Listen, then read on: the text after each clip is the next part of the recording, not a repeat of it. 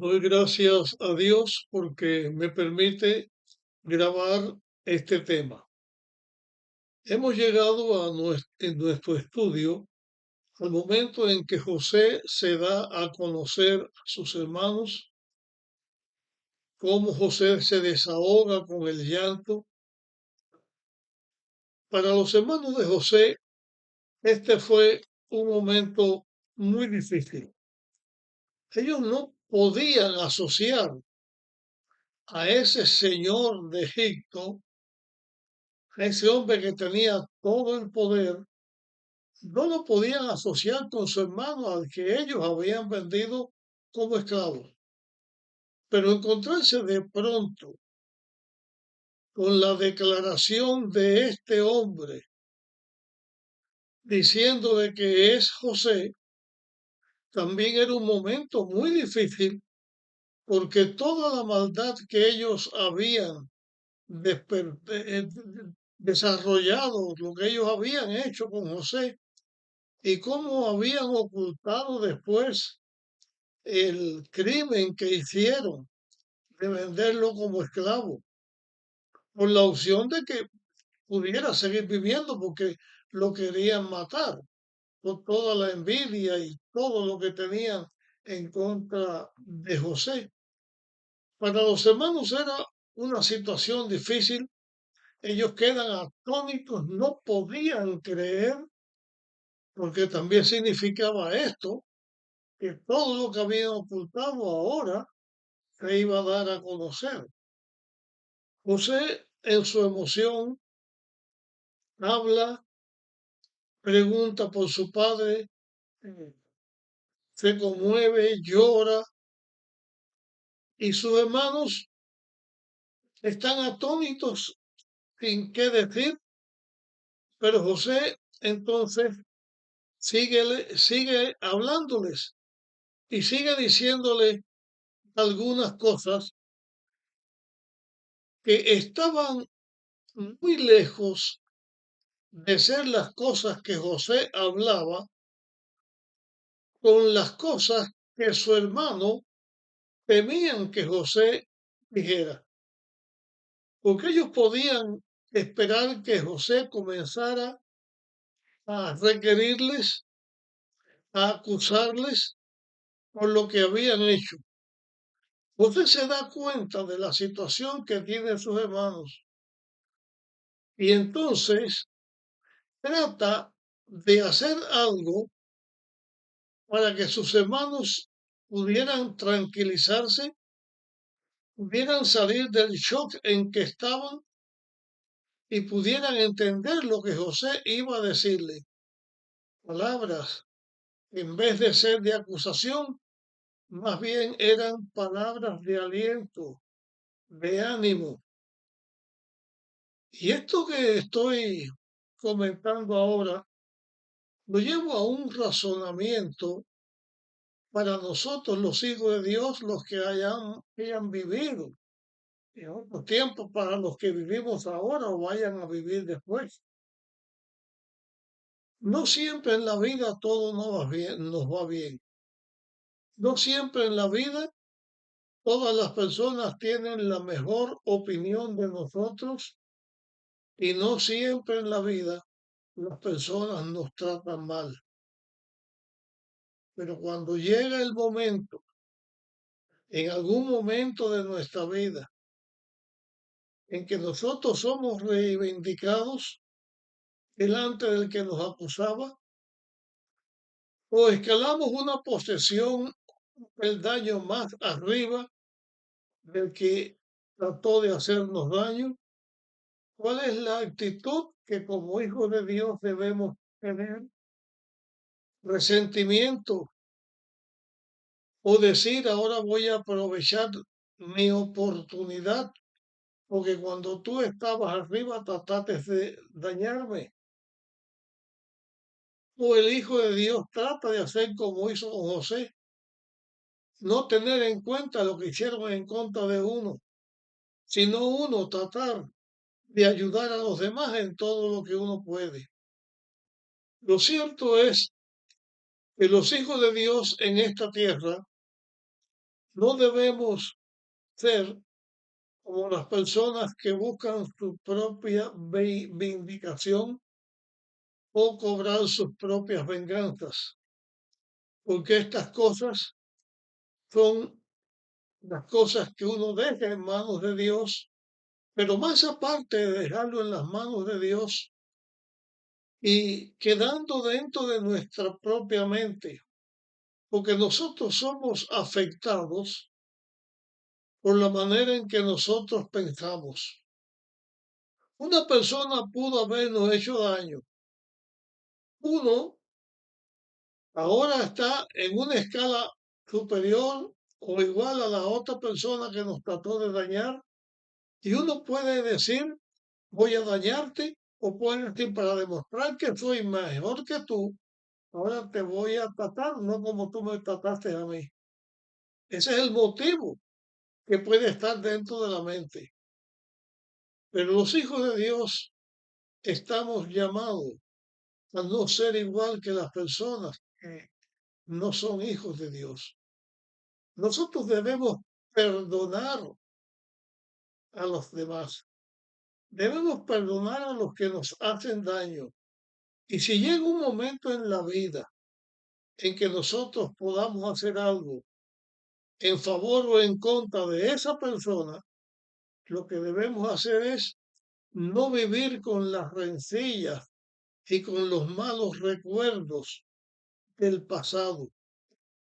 No vivir guardando rencores contra otras personas, sino actuar de una manera que la otra persona que nos hizo daño, ahora nosotros podamos hacerle bien, no para demostrar que seamos mejores, sino porque cuando Dios entra al corazón del ser humano, Dios transforma al ser humano.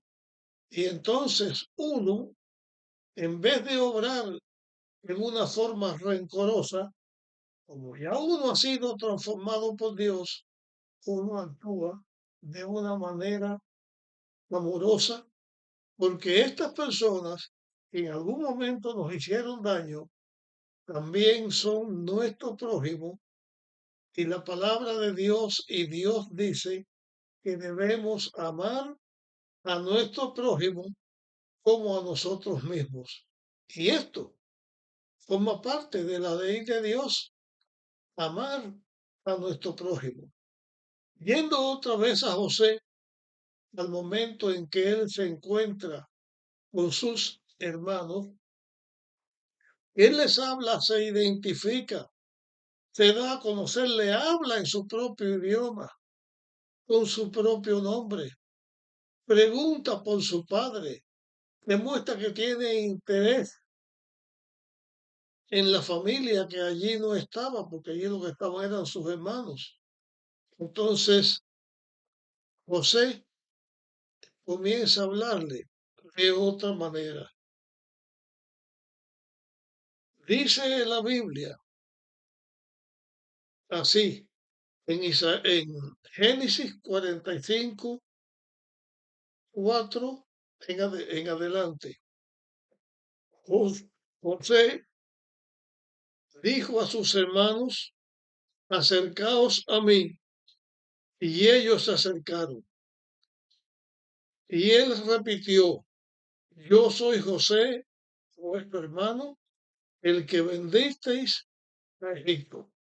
Se vuelve a identificar y dice, yo soy el que ustedes vendieron a Egipto, lo vendieron como esclavo en Egipto. Pero no se queda ahí. Le dice, ahora no os entristezcáis ni os enojéis con vosotros mismos por haberme vendido acá. Lo primero es que sus hermanos vean que José los está perdonando. Y no solamente que él los ha perdonado, sino que los está ayudando para que ellos también se puedan perdonar. Porque les dice, no les pese el haberme vendido acá, o sea, a Egipto. No, no se preocupen por lo que hicieron. Sí, tenían que preocuparse, tenían que dolerse porque habían actuado en una forma indebida. Y no es que uno haga un daño y después ni siquiera quiera recordar el daño que hizo, sino que uno mismo no se esté atacando, acusando a uno mismo. No se lleva a sus hermanos al plano en que él estaba. Lo que había sucedido, usted va a tratar de lograr con sus hermanos lo que él había entendido. No fue solamente el producto del odio o la envidia o de faltar o caer en las manos de Satanás para dañar a un ser querido. No fue solamente eso, sino que Dios tomó lo que había sido de inicio mal para traer después una bendición. No quiere decir, repito, que nosotros cometamos males y después vamos a decir, gloria a Dios, porque ahora van a redundar los males, porque Dios va a dar su bendición. No es eso. Debemos saber lo que hicimos malo. Debemos pedir perdón a Dios y a la persona que dañamos.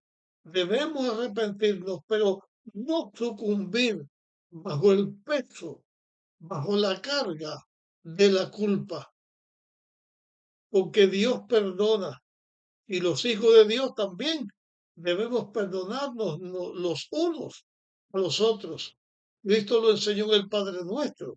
Perdona nuestras deudas como nosotros perdonamos a nuestros deudores. Pero le siguió diciendo José a sus hermanos, Dios dice, me envió Dios delante de vosotros. Trata de llevar la mente a lo que Dios estaba haciendo. Dice, Dios me envió delante de ustedes. ¿Pero para qué lo envió delante de ellos? Dice el versículo 6 que ya hubo 2 años de hambre en la tierra y aún quedan 5 años en que no habrá parada ni ciega. Quiero reflexionar un poco con esta declaración de José a sus hermanos. Dios no es esclavo de la naturaleza. Dios no tiene que actuar en armonía con lo que la naturaleza hace, porque Dios es el que crea la naturaleza y el control de todas las cosas no está en la naturaleza o en las cosas en sí, sino que está en Dios, que es el creador y sustentador de la naturaleza. Dios había dado un sueño a Faraón, o le había dado 2 sueños, y significaba que Dios le adelantó el futuro y le dijo a Faraón lo que iba a pasar. 7 años de abundancia y 7 años de escasez y de hambre.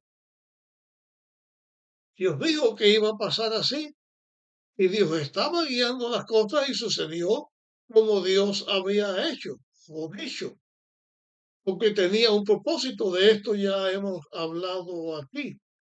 Pero Dios podía en este momento que José estaba hablando a su hermano, podía obviar los 5 años que quedaban de hambruna, pero Dios no lo hizo. Dios siguió con lo que él había revelado, aunque no estaba en juego solamente la vida de José, la de Jacob su padre y la de sus hermanos. Dios tenía otros propósitos y estaba preparando el camino, como ya hemos dicho varias veces, para el establecimiento del pueblo de Israel. Y vuelve otra vez José a decirle a sus hermanos, Dios me envió delante de vosotros para que vosotros sobreviváis, para darlos vida por medio de esta gran liberación. Ahora, José llama a sus hermanos la atención a toda la abundancia que ellos estaban viendo en Egipto. Abundancia no solamente de pan que los egipcios tenían, que le permitía vender para ayudar a otros, sino también la abundancia de José, al lugar cimero en que Dios había llevado a José. Y Dios, a través de José, le hace ver a sus hermanos, los hermanos de José, que ellos podían ver con sus propios ojos cómo Dios había actuado y cómo Dios había hecho y cómo había engrandecido José. Entonces José le dice, así no me enviasteis vosotros acá, sino Dios que me ha puesto por padre de Faraón, por señor de toda su casa y por gobernador de la tierra de Egipto. José le dice a sus hermanos que ellos estaban viendo como Dios lo había guiado y José le dice, no fueron ustedes, sí fueron ellos en lo malo que habían hecho. Ya hablamos de esto, pero José llama la atención de sus hermanos a la forma en que Dios actúa. Dice, Dios me ha enviado delante de ustedes para preservar vida, pero me ha hecho con respecto a Faraón y señala tres cosas. Dice, me ha hecho padre, me ha puesto como padre de Egipto. Y voy a leer actualmente aquí en Génesis 44:8. Dios lo envió y me ha puesto por padre de Faraón. Esto significa no que fuera José el padre de Faraón o Faraón lo viera como padre de José, sino que era un consejero. Dios me envió como consejero. Faraón lo tomó como un consejero al cual consultar, como el hijo consulta con el padre en lo que no sabe para que el padre le ayude. Así Faraón confiaba en José y era José un ayudador, un consejero de Faraón. Dice, eh, padre de toda su casa, por gobernador de toda la tierra de Egipto. Lo ha puesto padre de su casa y gobernador de toda la tierra de Egipto. O sea, está señalando que Faraón lo elevó sobre todo su servidumbre, sobre todo su gobierno. Vamos a decir, hablando en el idioma actual, un gobierno tiene los ministros, tiene su gabinete, tiene el Congreso donde lo tienen o la Asamblea donde lo tiene. Faraón puso a José por encima de todos, no solamente como su consejero, sino como gobernante después de él, después de Faraón, sobre todos los que estaban con Faraón.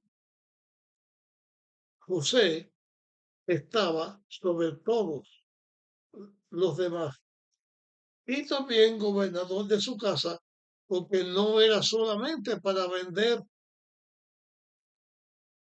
el trigo, no era solamente para administrar lo que se había puesto, se había logrado tener por el consejo de José. O sea, José era el gobernador de Egipto y esto vamos a resumirlo de esta manera. En Egipto, Faraón puso a José en todos los aspectos de gobernación, en todos los aspectos de la dirección de Egipto. Después de él puso a José. Y ese fue el lugar que Dios estableció para poner a José para la gran obra que Dios había enviado a José que hiciera. Llegamos hasta aquí con nuestro tema. Te pido que compartas con otros para que también pueda ayudar a otros. Y aquí mismo continuaremos con esta historia y estos temas acerca de José y de la forma en que Dios estaba actuando con José y también con Jacob y su familia. Nos vemos.